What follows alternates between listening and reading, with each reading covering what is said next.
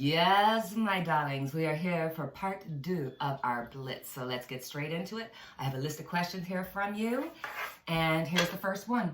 Will the left want Trudeau to be the leader of the Liberal Party? So in Canada, we have a number of different parties, but right now the Prime Minister is Prime Minister Trudeau, and they're wondering if his own party will lose confidence in him. Is he going to be replaced or anything of that nature? Because we've got a lot of swirling.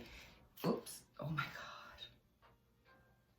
Justin, you've had your divorce and now things are just going to start progressively just not getting better for you. If you don't win the next election, I guarantee you that they're going to replace you or you're going to be ousted. I mean, you're just going to want to leave anyway. But you will have money coming into you. You will have a job that will be offered to you. Now, will you be the best of the best? Will you be the king of everything? No. But you will get a nice hefty little amount of money, a nice little job for himself.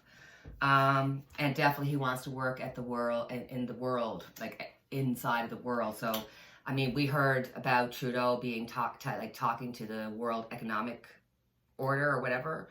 I'm like, what are you doing? Like, you're the Prime Minister of Canada, not the World Economic Forum. Like, you know, it's just... So you can see here, that's what he wants. He wants to be part of the big thing. And here's his wife. Again, she is just like, I'm not saying, but there's something here to be said. So Justin Trudeau, you're hurt. You're in pain. You're going to be fine. I mean, it's not like you're not going to have money or anything. But there will be no reconciliation or anything of that nature. That's a done deal. So, you know... Is it that bad, Justin? That's not a bad reading. I mean, you're still going to be making lots of money. You're still going to be the queen in your world. You just might not be everybody's first choice. You've kind of lost some of your momentum. And, I mean, it's crazy to watch the TV and see everybody making fun of him. Because, you know, like a year or two ago, everybody was praising him and saying how gorgeous he was and all that kind of stuff. So next, what does Prince Andrew... President Clinton, Stephen Hawking, and Michael Jackson, and David Copperfield, what did they all have in common? That's right. They were all associated with Epstein. Some a little bit more than others. I mean, it was one thing to know that Bill Clinton would be part of that, and we knew that, you know, he was probably going to be on it, and he said he didn't do anything wrong.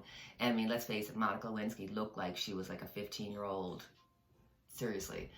So he said that he likes them real young. And I'm thinking, my God, these poor children are being brought to be harmed. And he's saying they like them real young. Like, how young is young? How young do you want your children? Like, oh my bloody Lord. It is so disgusting. And it's so much worse than what people are thinking, because this is like beautiful children's lives just being destroyed, and have been for decades. Well, everybody, all the adults in the room turned their heads, because even if they weren't there, they were complicit. They knew what was happening, and they were like, oh, Epstein's Island. Like everybody, you know, there was that group that knew. So first, I'd like to see if Prince Andrew, what effect is his association with Epstein going to have? Is it going to affect the king to the point where he'll have to advocate to William, or, you know, what's actually happening here? So let's have a look and see what's happening with the royal family, with King Charles, sorry, and William and the whole gang. What's going to happen with the Epstein-Andrew connection? Is it going to affect the royal family? So first off, you got two situations trying to weigh out which one can you deal with, and they definitely have money situation. I think that prior to this was his mother's influence, that she wanted to take care of her little boy 100%. But now that she's no longer there, now it's like, okay, it's tipped, and you might not get the support that you expected, Andrew. And we talked about this in our reading, that as soon as the queen was gone, that was it. You've got the fool. Charles is a little bit on the foolish side. I mean, I don't even want to get into some of the stuff that he's done and said and all that kind of stuff. But it's almost like he's inevitably going to say or do something that will just be like, what? And I think having Andrew making such a stain on the family is going to make things happen. Oh, he's going to advocate. Oh, he's going to advocate. He's going to go live his life with his woman, Camilla, and he's going to advocate. William. Oh! William got the King of Cups, okay? So William is definitely going to be taking over. But over time, William is going to find it really stressful. It's like it's going to be something that he doesn't want himself. And you may see him leave early. He might advocate to his son early. So I think that Charles is going to have to advocate. And I think that William, in his judgment, says, I don't want to be there till I'm 100 like the Queen. I want to live a certain amount of my life and then go be with Catherine. So I wouldn't be surprised if we see him leaving or him advocating to his son. Isn't that interesting? Ooh, wow. All right, so we had Prince Andrew. Oh, the other one I wanted to find out, Bill Clinton. So Bill Clinton said no, he had nothing to do with it, but they said that he likes these women young, and I'm just grossed out by it, but we still have to do a reading about it just to see what's going to happen with Bill. And he's so, like, I can't help it. When I see him on television, he seems so, you can't help but you like him, you know, and they supposedly when he's in the room with you, it's even more powerful. So, well, not Mr., is it? It would be President of the United States, Bill Clinton. Watch your part in this show.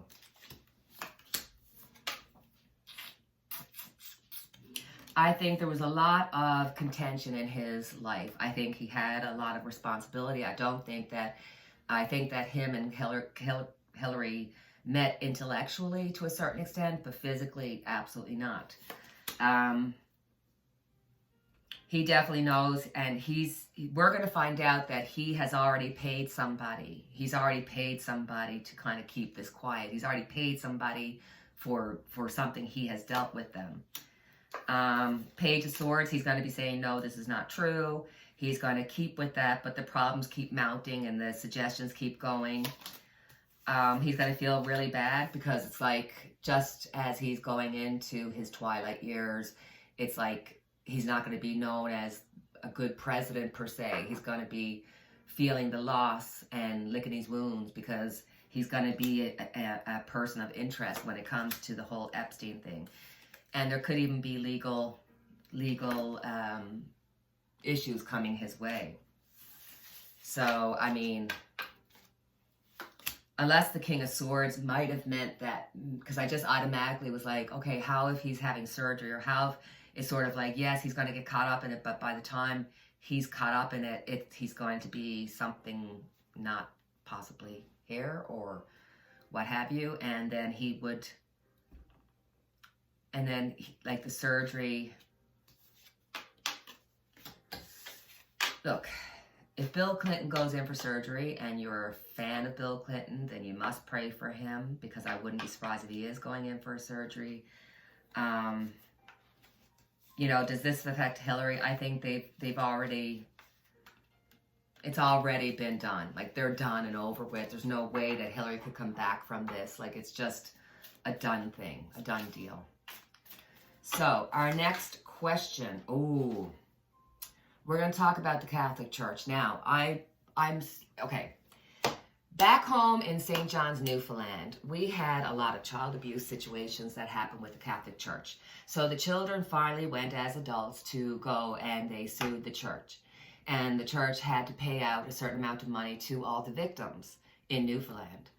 The Vatican, in their wisdom, said, no, we're not going to pay for it. The churches of themselves have to pay for it. To the point where almost all the churches are gone out of St. John's, because instead of the Vatican helping and paying, keeping the Catholic Church because they really want you to learn the message of God, they just closed down pretty much all the churches across St. John's. And it's like, well, where are we supposed to go? What are we supposed to do? What's the message? Why didn't you want to give us the message? What's the Vatican doing? They got so much money. They got more money in one room than we do in the whole wide world. We don't even have any clue. I mean, I know I'm going to sound like I got a tin hat on, or a foil hat on, but I really think there's some secrets to be found in that Vatican. So, my questions were, will there ever be a time when Will there ever be, it wouldn't be a reading if I didn't throw some cards, would it? Oh boy, I'm looking at the next questions. Holy shit. Will male priests be able to get married? Will women ever become priests? So let's see. Will the male priest be allowed to marry at some point? Because technically they're married to God. Oh, a card just flew out and flew down, and I'm going to take that as a definite. Oh, come on. Just look at that. It's not going to happen anytime soon, anytime, this year or anything. But they are weighing out the situation. I mean, they have to figure out a way to get more money coming into the church. But I mean, I think closing down churches is not going to get them very far, right? Will women be allowed to become priests? Because right now, women's role is as a nun, and technically they're married to God. The King of Swords.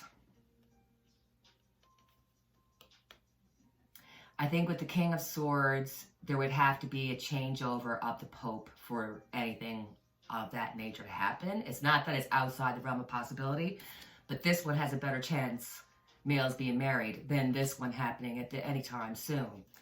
So my next question, Catholic Church, male priest, women priest.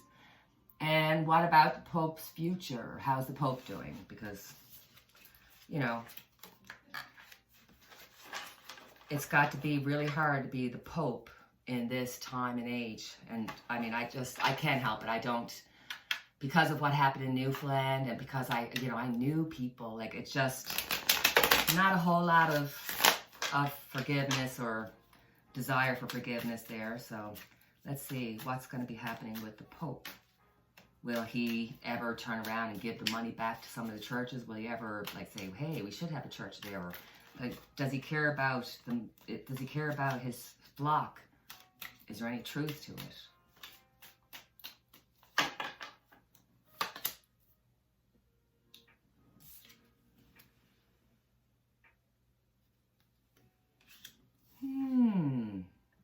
What does this mean?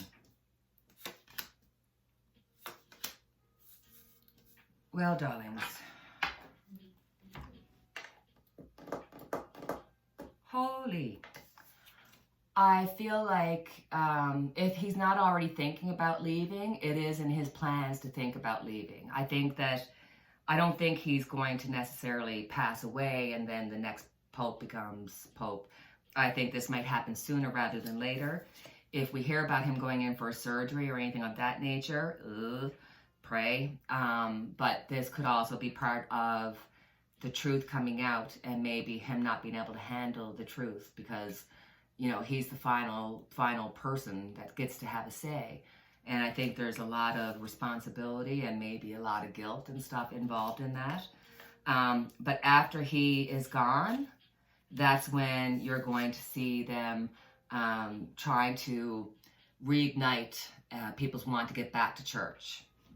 And it's all about money, money, money. I lost my money. Give me money, money, money. So, yeah, there you go with that. So now we're going to do Trump because, excuse me, I have been asked, does Trump's kid have a pocket pardon? Where is Melania? Is Barron Trump's son? And was Melania a escort to Donald Trump?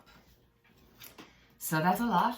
Let's go through one at a time because I can only do one at a time. Do Trump's kids have pocket pardons? Eric, Don Jr., and Ivanka. So we got Eric, Don Jr., and Ivanka. Eric, strength. Yes, he does. Don Jr.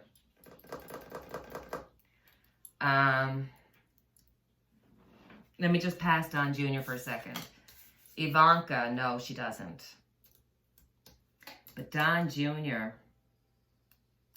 I almost feel like he possibly could have one, but this is scary. Like he is really,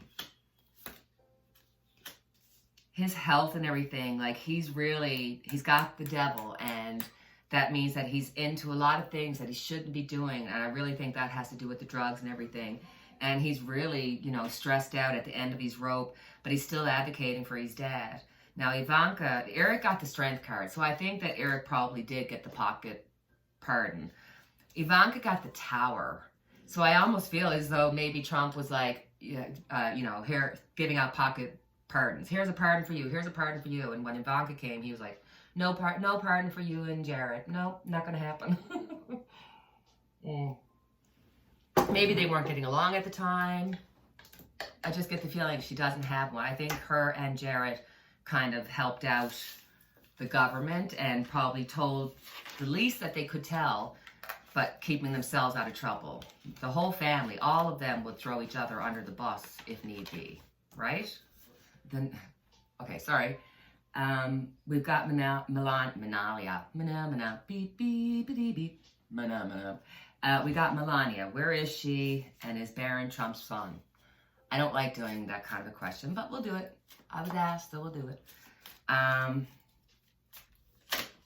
Where is Melania?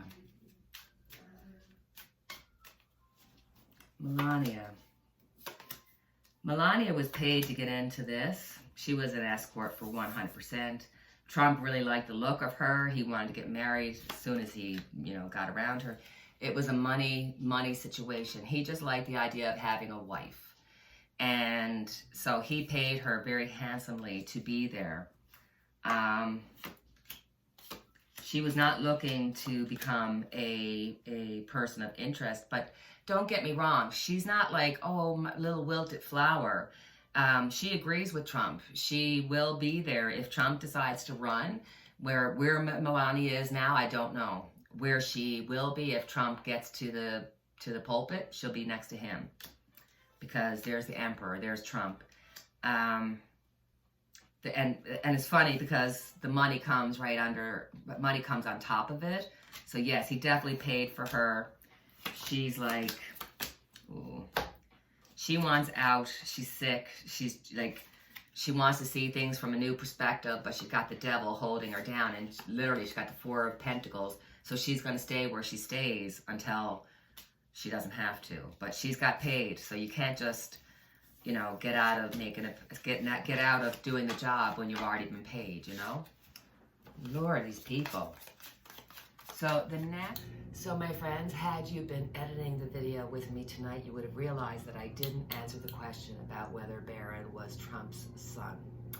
So, I mean, I think he looks like the Trumps. I think I could see the family resemblance, but a lot of people are like, he's way too tall. But Melania is quite tall, and probably family members of hers could be like really tall men. Who knows? I don't know. So let's just ask tarot.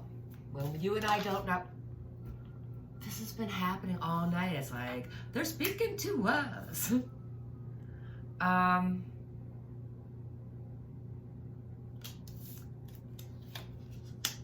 Yeah, I was going to say it's dumps. It is Trump's. But it was almost as though she was trying to ensure her future and finance her child and her and move on to a better future in the future. So let's just have a quick look. Will Melania eventually leave Donald Trump, or will she stay with him to the bitter end?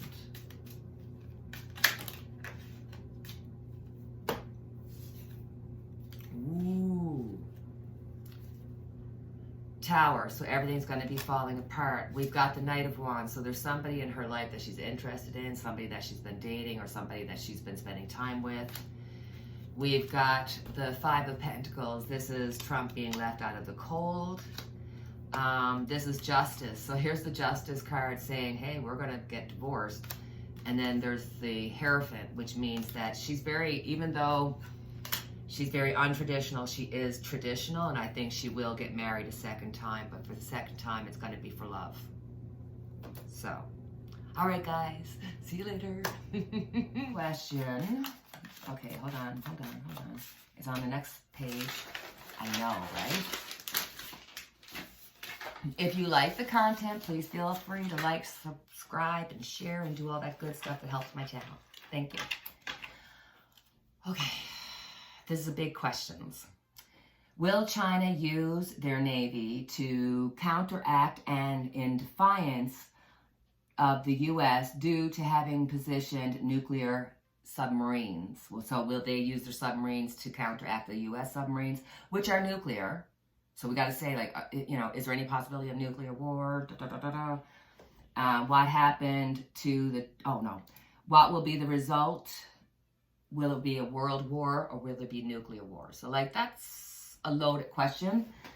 So will China use their Navy? I mean, they want Taiwan. No, it's not a matter of will or do they want to have Taiwan or will they ever do it. It's a matter of when, because they want Taiwan. And China's, like recently I heard about, I heard about it, I'm going to share it with you, that China was involved with fake loonies or toonies here in Canada. So money, like, they have their finger in everything. The Chinese government had their fingers, their information, they got their eyes on everybody, even outside of China. Okay, so will China?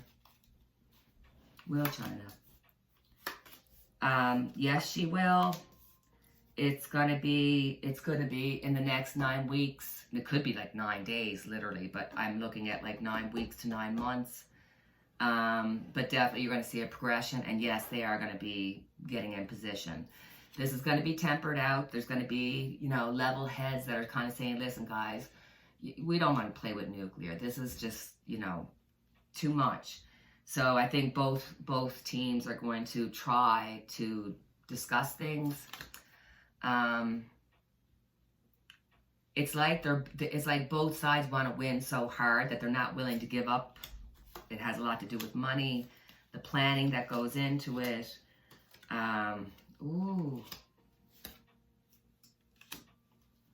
This is so interesting. Oh my.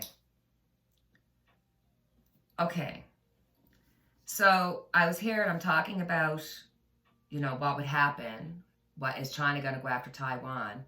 And then all of a sudden I'm getting the judgment card. And in my head, I was like, as I was doing the reading, I was like in my head going, okay, does this mean that China will, that if something happened, that China would go for nuclear war? Because it's almost like sounding the trumpet, hearing the calling out of something bad happening. I want to look at that a little closer.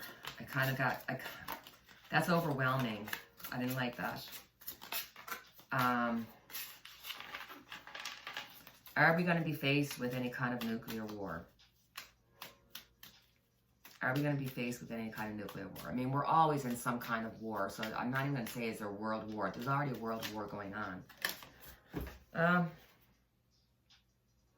Sugar and spice. There is going to be some fear about a nuclear usage here on this earth. This is not how we want to see things be broken down and rebuilt, 100%. If that were to happen, we would try to defend ourselves. We would be okay. But I feel as though, how they're talking about, or they were talking about a number of months ago about UFOs being seen by pilots and, trying to get that information out of the government to see what's real and all that kind of stuff. And then you're like, I feel like almost like you're being set up to wait for these people to come and help you.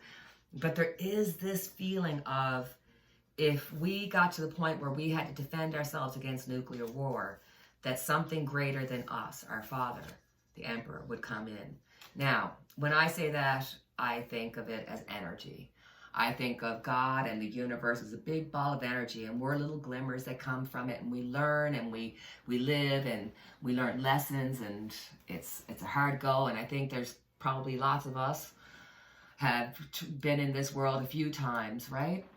So I kind of get the feeling that if it were to come down to nuclear war, that we would be able to defend ourselves. We would be okay.